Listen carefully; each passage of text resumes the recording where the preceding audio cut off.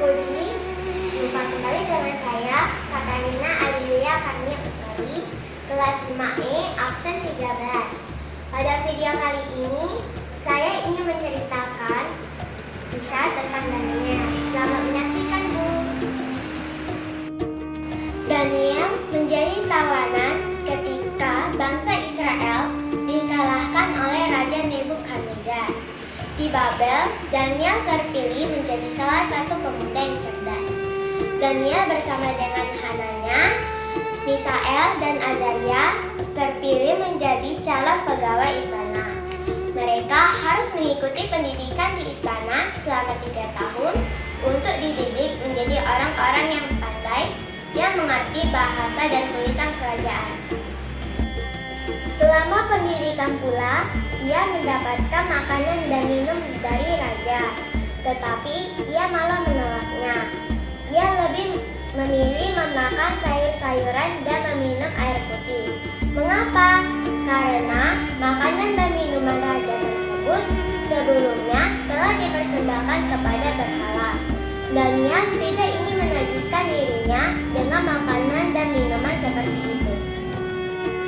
Lalu, pada suatu ketika, saat Raja Nebukadnezar bermimpi dan merasakan kegelisahan yang luar biasa, hanya Daniel sajalah yang bisa mengartikan mimpi raja tersebut.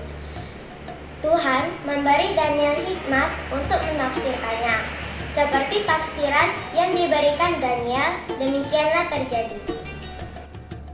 Pada saat pemerintahan Raja Darius, Daniel diangkat menjadi penjabat tinggi karena dia bijaksana.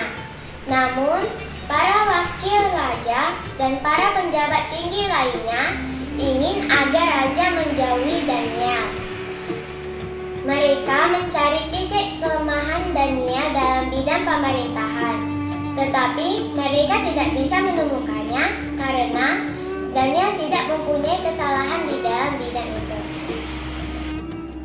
Di bidang pemerintahan, kita tidak dapat menemukan alasan untuk menjatuhkan Daniel, kata mereka. Kita hanya dapat mempersalahkan dia dalam hal ibadah kepada Allahnya. Titik lemah itulah yang akan mereka pakai untuk menjauhkan Raja Darius dari Daniel. Para penjabat itu lalu sepakat untuk menyampaikan suatu usul yang dapat menjatuhkan kedudukan Daniel. Mereka berkata kepada Raja Darius, "Bagaimana bila setiap orang dalam waktu 30 hari tidak boleh berbakti kepada dewa atau siapapun kecuali kepada tuanku raja? Orang yang melanggar ketentuan ini harus dilemparkan ke dalam gua singa untuk dijadikan makanan binatang buas itu." Raja Darius berpikir sesaat. Sesudah membicarakannya kepada para penasihatnya, ia memberikan persetujuan. Ia keluarkan larangan tersebut. Waktu Daniel mendengar larangan itu, ia terkejut. Namun, ia tetap menjalankan kebiasaannya berdoa kepada Allah. Daniel tetap tekun berdoa kepada Allahnya. 3 kali sehari ia berlutut, berdoa, serta memuji Allah di ruang atas rumahnya. Para penjabat dan para penguasa lainnya senang melihat hal tersebut. Mereka segera mengadukannya kepada raja. "Bukankah tuanku raja telah mengeluarkan suatu larangan berbakti kepada dewa atau siapapun kecuali kepada raja? Apa yang hendak kau sampaikan kepadaku?" Daniel, salah satu seorang buangan dari Yehuda, tidak mengindahkan larangan yang tuanku berikan. 3 kali sehari ia berdoa kepada Allahnya. Raja tidak marah mendengar laporan mereka. Para penjabat tinggi dan para wakil raja heran melihat reaksi raja. Mengapa wajah raja kelihatan murung dan sedih? Ia memerintahkan para penjabat lainnya maupun para wakil raja pergi. Sungguh aneh kejadian itu. Raja mencari segala upaya untuk menyelamatkan Daniel. Petang harinya, para penjabat tinggi bersama para wakil raja menghadap kembali ke istana. Mereka bermaksud mendesak raja agar melaksanakan hukumannya terhadap Daniel. Ketahuilah raja, menurut undang-undang Media dan Persia, tidak ada larangan atau penetapan yang dikeluarkan raja dapat diubah. Raja tetap kelihatan tenang. Dia sampaikan perintah agar kepala pengawal memanggil Daniel.